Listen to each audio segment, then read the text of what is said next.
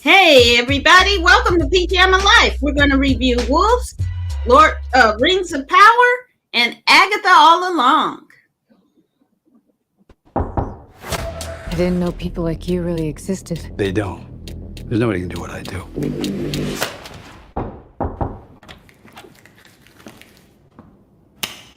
I'm here to take care of your problem. Who called you?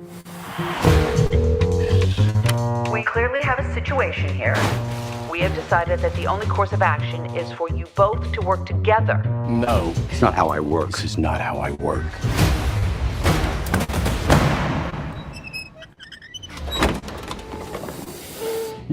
It's a different thing now. It's gonna be a long night. How long have you been partners? You got like the same clothes, kind of talk the same, So, like basically the same guy. We're not partners. So you secret partners. we're not secret partners. Jesus Christ. Let's see. Let's start with Patrick. Oh, there we go. Say hey to the people. Hey everybody, glad you're here. Want to talk about this stuff? It can be fun. And this guy, say hey to the people, David. Hotty toddy, everybody. Great to be with you tonight. Let's have some fun. Patrick, what did you think of Wolves? Well, first off, not knowing anything about this before I started watching it, wonderful homage to probably my favorite movie of all time, Pulp Fiction. You know, the cleaner is the wolf. Because that's what they called, when they called the wolf. Going to call him the wolf, man, that's all you had to say, as Samuel Jackson said. And he was there to clean things, and that's what both of them were. They were both the wolf. So that was the first thing. I thought that was really meta. Loved that. And, to be honest, George Clooney and Brad Pitt have really good chemistry, which they've exploited in, the Ocean's series movies. Really fun. I mean, surprising, and they left a big enough opening that you could drive a Mack truck through in order to make a sequel if they wanted to. So I did enjoy this. Like I said, the pattern felt familiar from the Ocean's 11 movies, Ocean 12, Ocean 13, however many movies they made of that. But I did enjoy some of the. It was an interesting take on two cleaners showing up at the same time for the same job. So wonderful concept. Put a good cast in place that could take care of this and clean it up. So I did enjoy this. I thought it was mad boring. I knew. I could see it in your face. I knew you did not like this. This is me having a drink at that. Okay. Boring. I was kind of like, what? It just didn't make it was like a whole 10 pages of the script was missing. And you could tell it was, to me, you could tell it was probably made during the pandemic. It just had that kind of feel to it that was something was missing. Even in their chemistry, they're usually more animated. And it just felt kind of very low energy. And I couldn't connect with it. And I love me some George Clooney and Brad Pitt. And I have personally met Brad Pitt, and I still like him. But this was just not great. I mean, he did the best with what they could with the material, but I just felt like the story was really lacking, and the resolution. I mean, it took like an hour or so to get to what was really going on. And then the movie was almost over. And so David, what did you think? I really enjoyed it. I knew it. Yeah. I like the chemistry of the guys. Now, I'm not a big Pulp Fiction guy, so I am going to say I didn't make the connection that Pat did. So I didn't either, and that's an insult to Pulp Fiction, I think. Go ahead, David. As soon as he said it, I'm like, oh, yeah. I thought, kudos to you for catching that. But I enjoyed the flick, man. I thought this was good. There was a little bit of Mr. and Mrs. Smith in there, I thought. This is And there was some neat stuff. I just enjoyed this. So thank you for getting it. Great chemistry between the two of those guys. Maybe they were all. There was the bigger criticism I might have had is I felt a couple of times where maybe they were kind of winking at each other with some of the lines or whatever, like because they're so familiar. There could have been, oh, come on, get more back into character, guys. Take two. But that said, I love Clooney. Brad Pitt has really grown on me. And just a fantastic ensemble cast all across the board. So with Mary Ryan, I think that's her name. Amy Ryan. Amy Ryan, thank you. Yeah. Love her. Yeah, this was a win. I enjoyed this. The only criticism I would come in. I have a bit of a criticism which Pam will love that I'm criticizing something a little bit here is that this is a movie you don't watch in the middle of the day. You need to watch it at night because it's a dark movie. It all happens at night. They are not afraid of just keeping things underlit. So, I mean, that was the only criticism I would have. But other than that, it was, if I'd watched this at when I was supposed to of last night instead of today, it would have been a better fit. But, really good, like I said. Anyway, I'm sorry. Didn't mean to digress. Oh, no worries. So, definitely a little bit of a mixed review, but it definitely, I don't feel like it was objectionable for a lot of audiences. Just not great for me. But okay, up next, the penultimate episode of Lord of the Rings. Let's check it out. Rings of Power.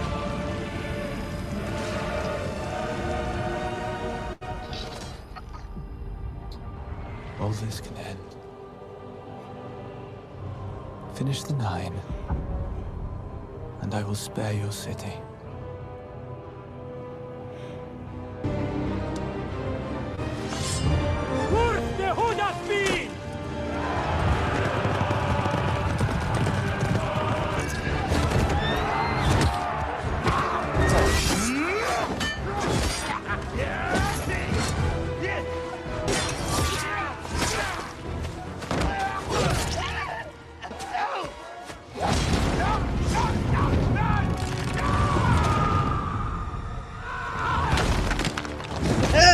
That was gross.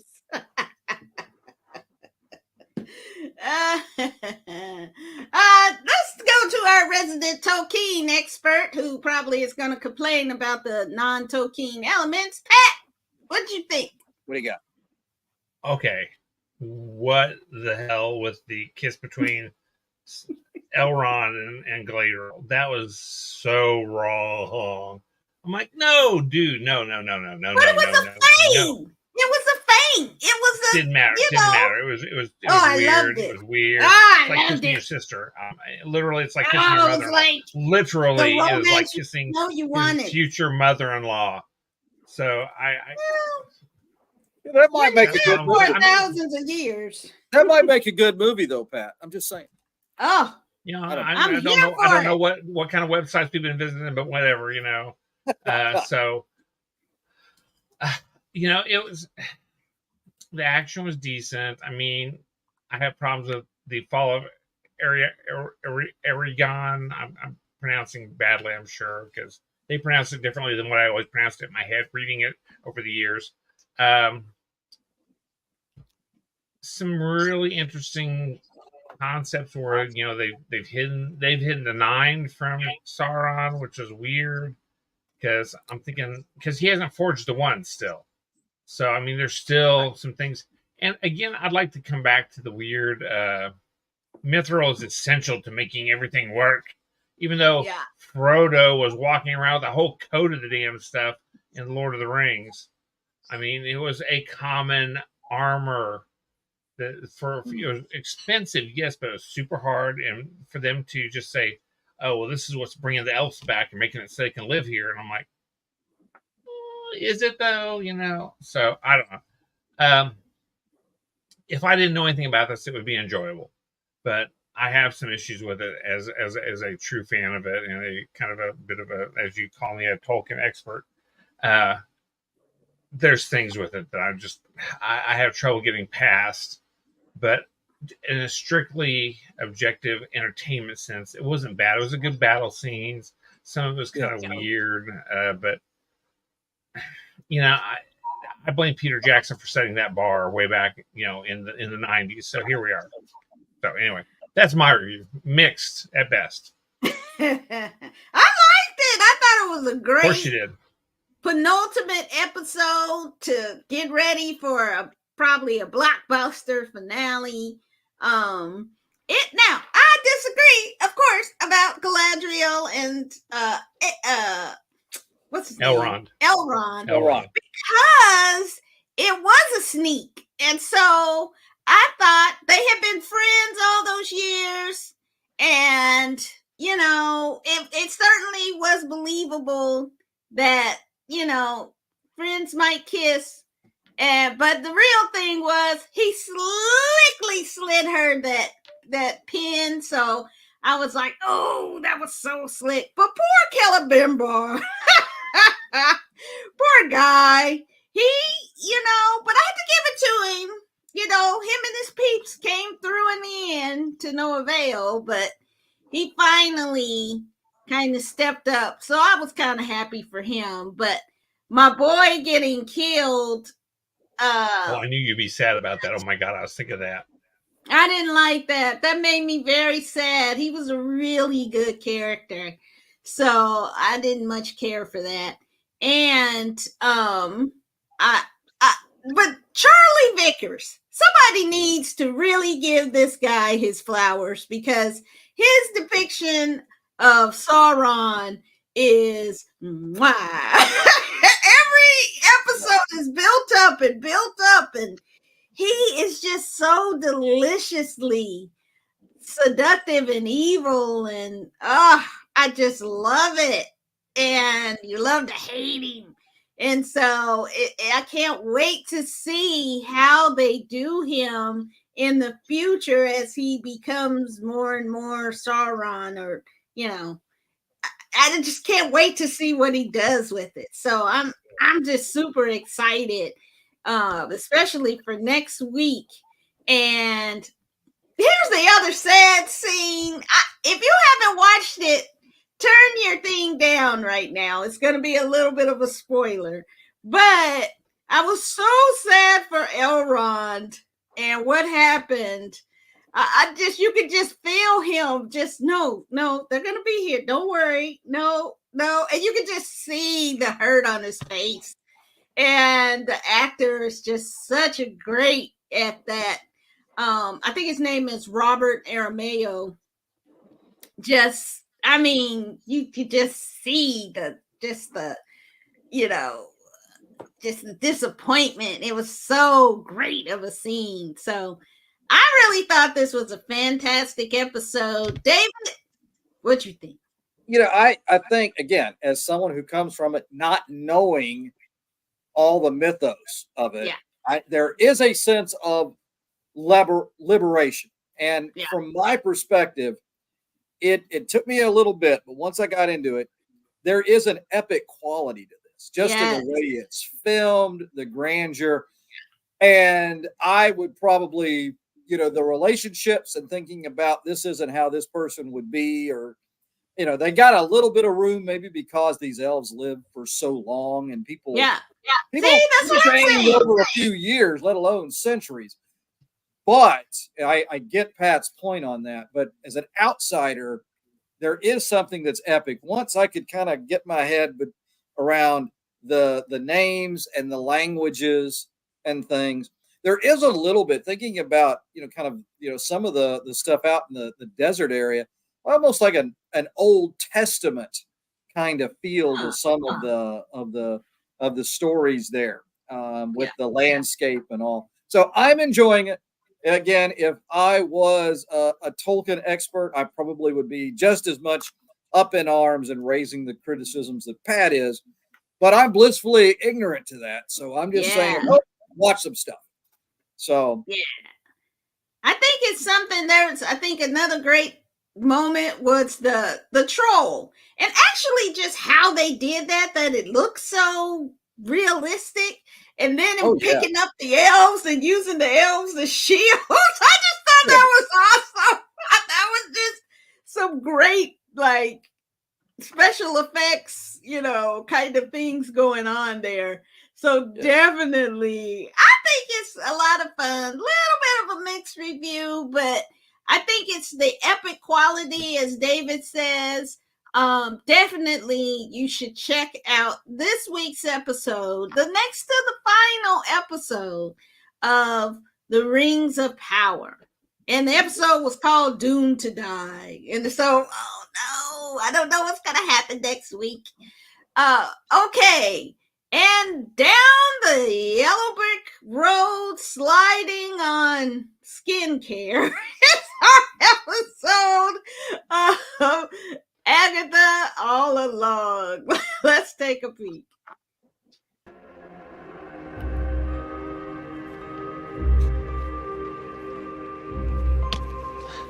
That's exactly how I pictured it.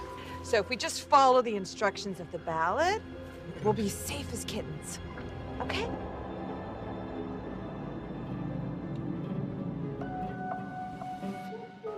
So what do we do? Well, we don't want to surprise anyone.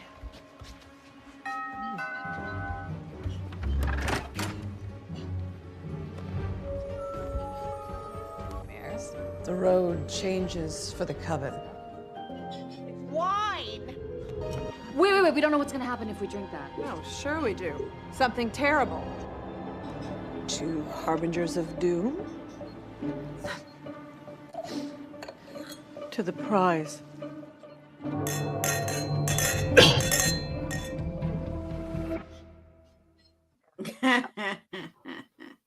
right, Pat, what'd you think? Well, good. I mean, this story, I don't know if there's necessarily been told in any of the books that I've read. They did finally mention the elephant in the room, or as I call them, the large red demon lord in the room, Mephisto, as an aside that they were talking about, which is something they've been kind of hinting at since WandaVision, because they were kind of hinting that Mephisto was the one who was running all this, not Agatha. But it was Agatha all along, no pun intended. And what a great show title that would be. Overall, great story. I'm kind of curious to see where they go without one of the characters, which is kind of weird, and I understand it was kind of an add-on, it felt like, and I don't know. I'm just kind of interested to see where they continue on with this, because I'm down, and and without sounding, I mean, you guys have all watched the same things I have, so I'm not talking about anything you probably haven't maybe thought about. Who's the guy? Who's the young boy? The familiar, the whatever. It was a pretty her pet. big clue, maybe. Well, yeah. Well, I would say as I rewatched WandaVision, I know who the big clue. I would bet, I'd probably bet money on it that is Wanda's son, Wiccan, who is a big character. You think it's Wiccan? Wiccan. Yep. Oh, see, I think it's somebody else. No, it's not. It's not Agatha's son. It's how Wiccan. do you know? It could be. I'd bet you money. Just saying. Bet. I haven't I told you so moment. I would bet if it's going to be either Wiccan or Wanda's son, or not Wanda's son, Agatha's son. I'm going to say it's Wiccan, because he is a large scale magic user in the MCU. He was already shown in the WandaVision, which is this is the sequel to that.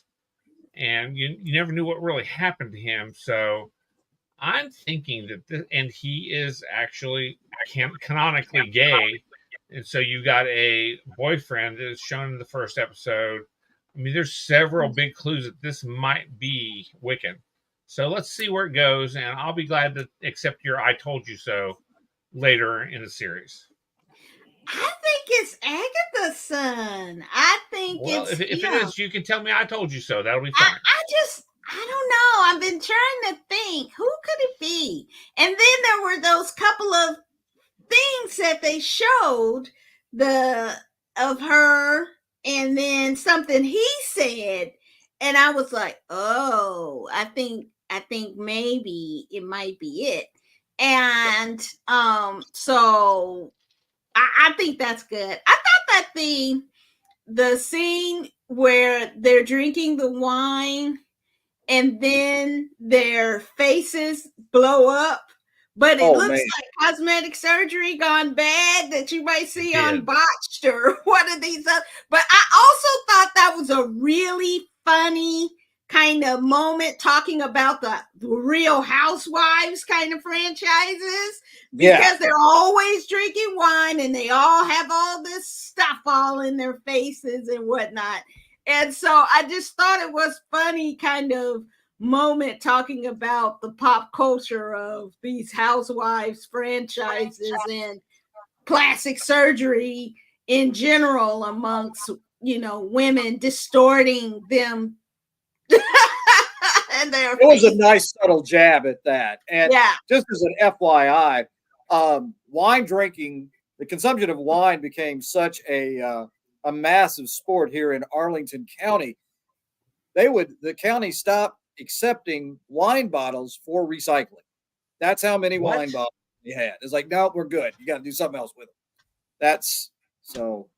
Well, they quit. Yeah, we can still do ours. So in my county, but yeah, I thought that was a really good scene. I thought, Pat, like you, I'm kind of like, where are they going to go with this episode? Because you need everybody in the coven at the end. Because I would think she's going to snatch somebody's power. Well, but also think about it. She is the witch of Earth, the growing seasons. And what does the Earth do every winter? It goes dormant and dies, and then it reborns and rebirths in spring and goes through. I mean, if you want to think about a cyclical kind of a Greek Demeter type of method, whereas you have, or Persephone, where you have a goddess who comes back, and they are the ones that drive the seasons. And maybe she's not the goddess of that. She's following the seasons, though. So maybe she has to have a death moment in order to become a spring moment. Let's hope so, because maybe I'm really reaching out here. Too many Greek myths, too many comic books. Here's where I'm at. So here we are. Yeah, never know. Yeah. There was another scene I really liked, but now I forget. But I just really thought this was a funny episode, and a lot of good cultural jabs in there. David, what'd you think? Well, I'm really enjoying this. The young man, Nicholas Scratch. Call it now. He's Nicholas Scratch. I'm not a Marvel guy, but that's who I'm saying. I got that HBO show right where Stifler's mom was the one who's going to kill everybody and be the dead body. So I'm right. This kid's Nicholas Scratch. I'm calling my shot. I am enjoying this a lot. I think it's so perfect for Halloween with the witches. And, again, it's the Wizard of Oz. There's a lot of little homages to things. And I'm enjoying this. And I think we collectively are enjoying this overall. But I have heard the question, and I think it's a legitimate one. Who is the target demographic for this story? I think it's really well done. I think the cast is great, and maybe that transcends. But it does seem that this cast does not kind of scream our Marvel fan base. What is the Marvel fan base? Because I don't like that question.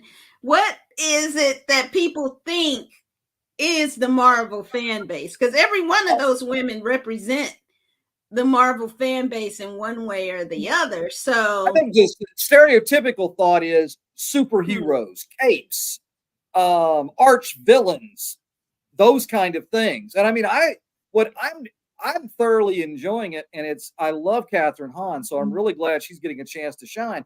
But I've heard this question from out there on the YouTube folks, and I am curious to see, is it a way that this good story is growing that audience, or is it part of kind of like the reset and trying to regain their footing? I'm just curious about that. I think it could be a fair question. I don't like the question because it assumes that there's one monolithic Marvel viewer, and I don't think that's the case. Because I just finished watching Moon Knight again. I'm trying to go back and see different things that they've done, different TV shows. And when you look at that now, it's kind of like, wow, who were they making this for? And it's a different, a very different kind of storyline to me for Marvel, but it was great. The writing was great. So I didn't mind that it was this Egyptian gods kind of story that I hadn't seen before in Marvel. But this story kind of harkens back. It's another witch's tale, Scarlet Witch, and some of these other things that are going, that to me, supernatural kind of stuff kind of tie into Marvel. Yeah. Just like Werewolf at Night. That didn't seem to have anything to do with it, but it was cool. So I want them to keep doing these kind of smaller properties to expand just beyond superheroes, because I think there's a lot of superhero fatigue out there. So I don't know. That's a great question. Pat, what do you think? Well, I mean, Marvel has always done some supernatural stuff. I mean, really. I mean, Doctor Strange is like one of their oldest properties. Yeah. And he has always been about magic, different dimensions, Sorcerer Supreme. And they use the occult a lot in some of this stuff. Constantly.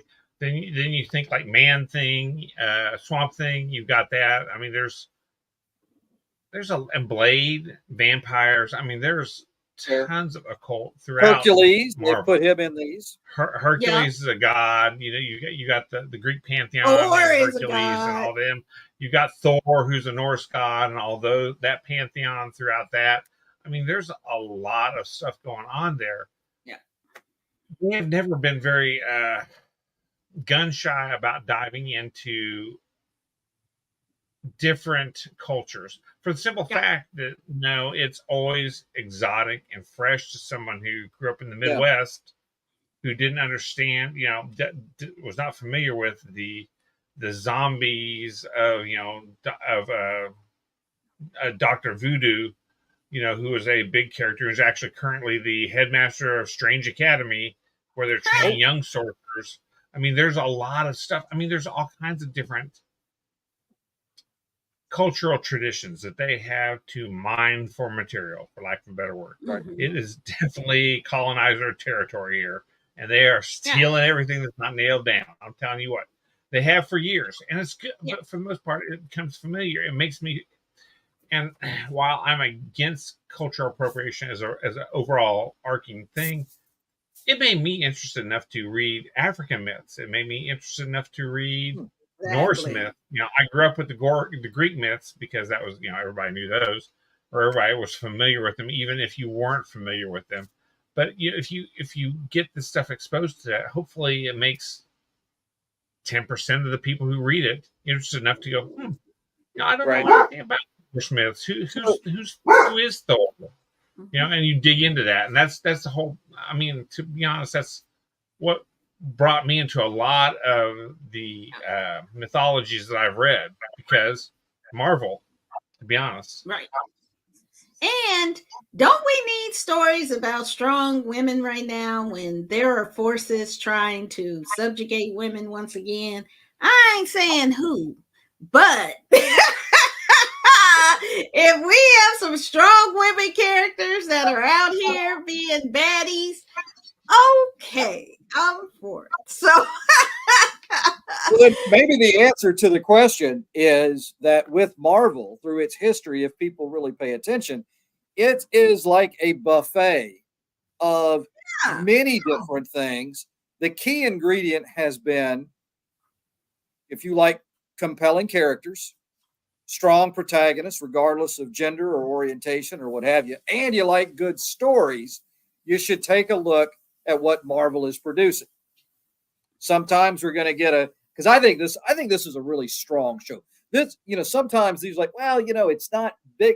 you think it's not big enough for the big screen, but it's perfect for TV. And this cast is really wonderful together so far. You know, it's not She-Hulk, which I think we all kind of felt like missed the mark. But you gotta give every one of these shows a shot just to see what's in there. Whether you're connecting with the characters as much, does that story kind of grab your attention? And this does for me, no question. Yeah, me too. And if you think so, then write in the comment section and share this video and talk it up. And that leads us to next week. We are going to continue to watch Agatha All Along and the finale of Rings of Power. But next week starts our spooky season.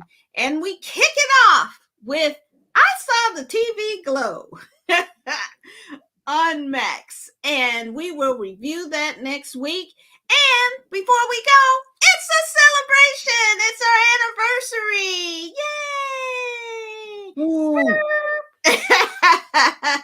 We have been bringing you great commentary on TV and streaming as well as movies since the pandemic. And so we are continuing. You'll see in the future some new things that we're going to be trying out, including our trailer reactions and also some other short form videos that we will put up. So definitely come and check us out. Patrick, say goodnight to the people. Good night, everybody. Glad you joined us for a few minutes.